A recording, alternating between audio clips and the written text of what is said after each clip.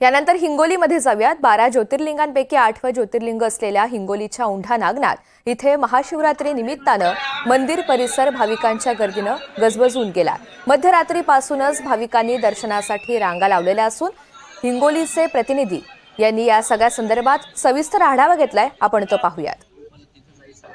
आज महाशिवरात्रीचा उत्सव आहे आणि हिंगोलीच्या औंढा नागनाथ येथील नागेश दावरकावणी मंदिरामध्ये महाशिवरात्रीनिमित्त भाविकांची मोठी मांदियाळी पाहायला मिळत आहे। आपण बघू शकता हे औंढा नागनाथ मंदिर आहे आणि आपण या मंदिराच्या बाहेर आहोत आणि या ठिकाणी भाविकांनी रात्रीपासूनच या ठिकाणी दर्शनासाठी रांग लावलेली पाहायला मिळत आहे।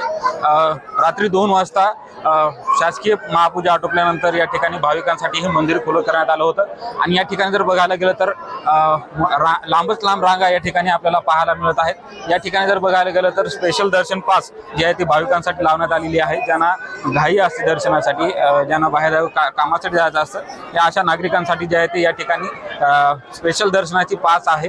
आपण बघू शकता या ठिकाणी दर्शनासाठी रांग लावलेली आहे। एकंदरीत बघायला गेलं तर हे संपूर्ण मंदिर जे आहे ते पांडवकालीन मंदिर आहे आणि या मंदिरामध्ये राज्यातूनच नव्हे तर देशभरातून भाविक भक्त जे आहे ते आपल्या नागनाथ प्रभू नागनाथ दर्शनासाठी येत असतात।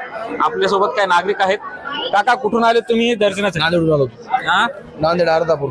नांदेडहून काय मागणी देवाकडे? काही मागणी नाही, काहीच कुठलीच काही मागणी नाही। दरवर्षी येतात? दरवर्षी येतो। निश्चितच आपण बघायला गेलं तर नांदेड जिल्ह्यातून काही भाविक भक्त आलेले आहेत। आपल्यासोबत अजून काही भाविक आहेत, आपण त्यांच्याकडून जाणून घेऊया। कुठून आले तुम्ही? हिंगोली? सॉरी, वारंगापाटा। बर, कधीपासून येत आहे नागनाथ दर्शनाला? जवळपास 2 तास झाले। बर, स्पेशल पास मध्ये आहे? हो। निश्चित बघायला गेलं तर अनेक भाविक भक्त जे आहेत नागनाथाच्या दर्शनासाठी येथे आलेले आहेत आणि तासन तास जे आहे ते या रांगेत उभं राहून नागनाथाचे दर्शन घेत आहेत। एकंदरीत बघायला गेलं तर महाशिवरात्रीमध्ये आपण बघू शकता हे संपूर्ण जे मंदिर आहे ते मंदिर सजवण्यात आलेलं आहे। त्याचबरोबर जे आपण या मंदिरावर जर बघायला गेलं तर कोरीव काम करण्यात आलेलं आहे।